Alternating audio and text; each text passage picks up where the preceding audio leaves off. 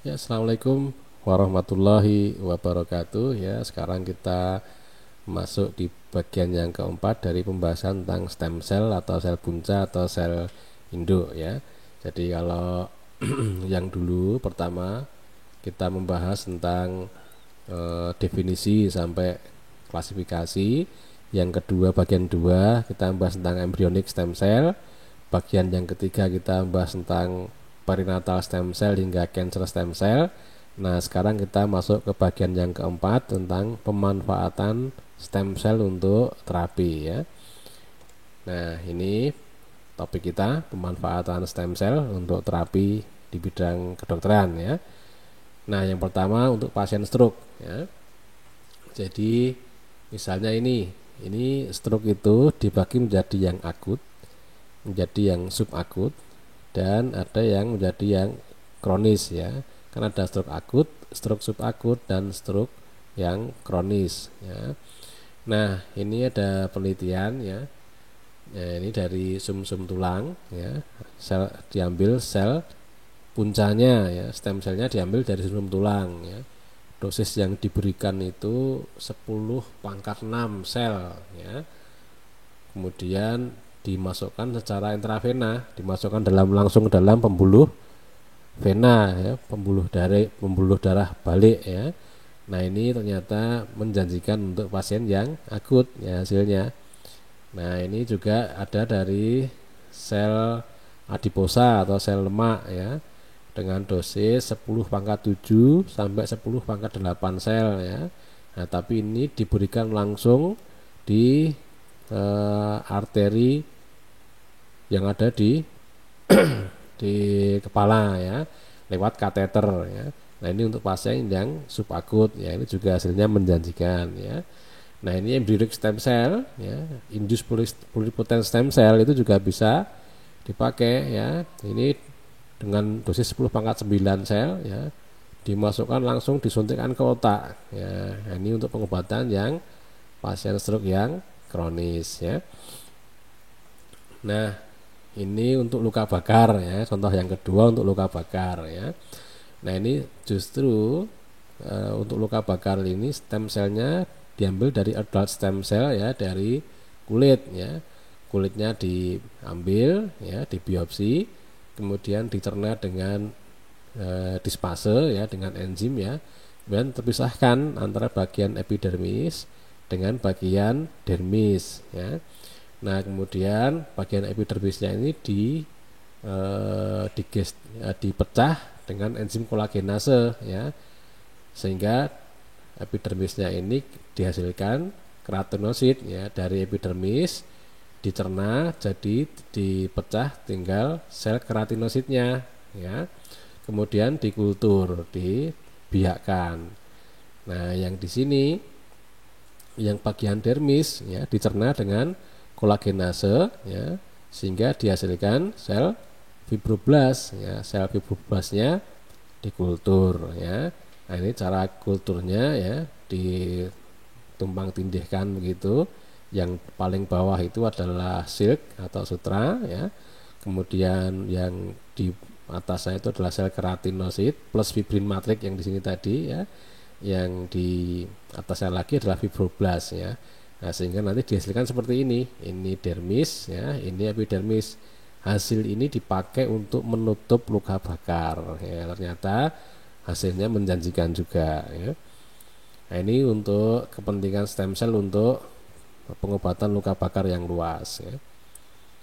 Nah, ini untuk penyakit gula ya, diabetes mellitus ya. Sumber stem cellnya bisa dari orang yang meninggal ya, atau dari babi ya, atau dari embryonic stem cell ya, atau dari induced pluripotent stem cell ya. Nah, ini kemudian stem cellnya ini kemudian diberikan ini faktor-faktor ini ya, macam-macam ini ya. Ada SOC ya, ada POC ya, ya dan lain-lain ya, ada PDX dan seterusnya ya.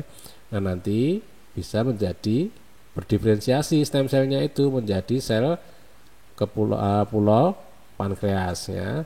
Sel ini kan yang bisa menghasilkan insulin ya, nanti dimasukkan ke dalam tubuh pasien ya.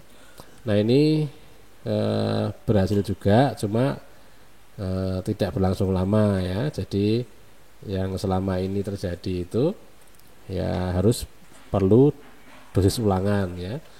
Nah ini yang untuk diabetes mellitus ya. Kemudian nah ini untuk yang osteoartritis ya, atau radang sendi lutut ya. Nah ini sumbernya stem cell itu bisa dari embryonik ya, bisa dari mesenchymal stem cell ya, bisa dari induced pluripotent stem cell ya, nanti dibiakkan kemudian disuntikkan lewat langsung di sendi ya. Atau juga bisa diberikan ketika pada saat operasi ya. Nah ini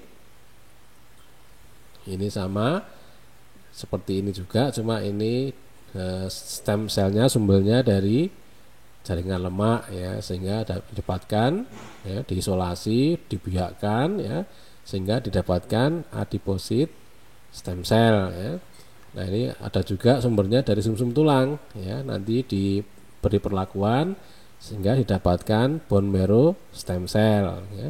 Kemudian dari sendi ya, kemudian diberi perlakuan sehingga didapatkan diambil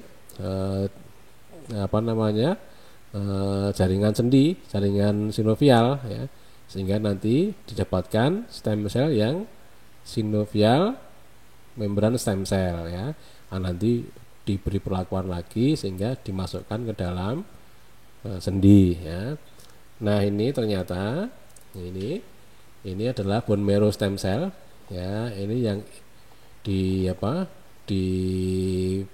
dirangsang ya, kemudian dimasukkan ke dalam sendi ya, yang mengalami osteoartritis ya.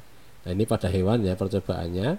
Nah ini setelah 8 bulan ya, yang bawah ini setelah 8 bulan ini yang tidak diberi stem cell ya, hasilnya seperti ini ya, kurang baik ya. Tapi yang diberi stem cell ini hasilnya lebih baik ya. Nah ini untuk osteoartritis ini menjanjikan ya. Nah ini juga bisa untuk terapi COVID ya. Ini misalnya dari amnion ya, nanti bisa dihasilkan human amniotic mesenchymal stem cell dan human amniotic epithelial stem cell ya.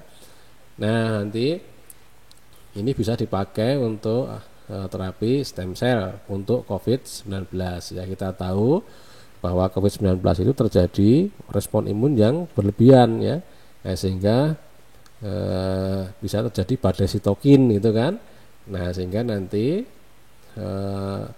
stem cell dari human amniotic mesenchymal stem cell maupun human amniotic epithelial stem cell ini bisa menghambat aktivasi dari sel-sel innate immunity, menghambat aktivasi dari sel-sel adaptive immunity ya. Juga bisa meningkatkan pembentukan sel-sel yang bersifat regulatori ya, Treg misalnya, sehingga inflamasi itu bisa ditekan ya. Nah nanti juga menghambat pembentukan sitokin proinflamasi, tetapi meningkatkan produksi sitokin yang anti-inflamasi ya, sehingga inflamasinya itu, peradangannya itu bisa ditekan ya, sehingga tidak terjadi respon imun yang berlebihan yang berbahaya pada pasien penderita COVID-19 ya.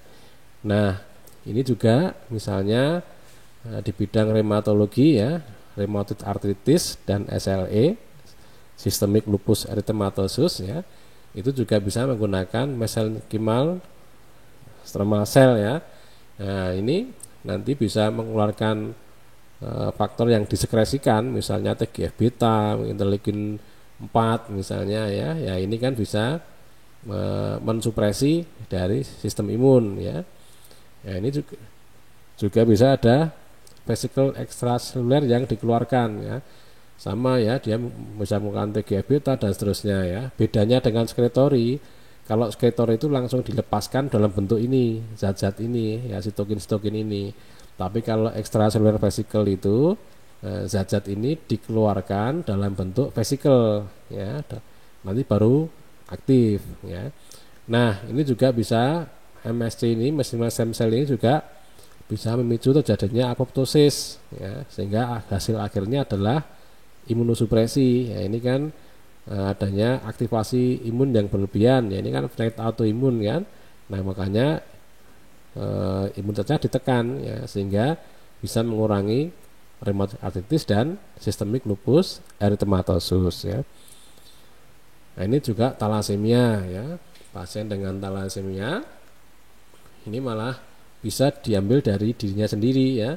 Pasien talasemia kemudian diberi obat, ya, supaya terjadi mobilisasi sel CD34 hematopoietic stem cell, ya, dari sumsum tulang. Nah, setelah dia dimobilisasi, dia diambil darahnya, ya, kemudian dilakukan isolasi hematopoietic stem cell-nya, ya. Nah, ini bisa dilakukan modifikasi gen malahan, ya. Ini bisa dilakukan reprogram untuk dari sini bisa dilakukan pemrograman, ya, gen-gen yang menyebabkan talasemia ini dirubah sedemikian rupa sehingga tidak menyebabkan ini. Ya, nanti ini bisa dimasukkan lagi, atau somatic selnya diambil, ya, kemudian dibuat induced pluripotent stem cell, ya, yang sifat genetikanya itu dirubah sedemikian rupa, ya, sehingga dikembalikan ke pasien talasemia lagi. Ya, ini bisa salah satu keuntungan yang bisa nanti kita bahas di bab yang terakhir nanti, ya, di bagian yang kelima. Ya, saya kira demikian dulu. Terima kasih. Assalamualaikum warahmatullahi wabarakatuh.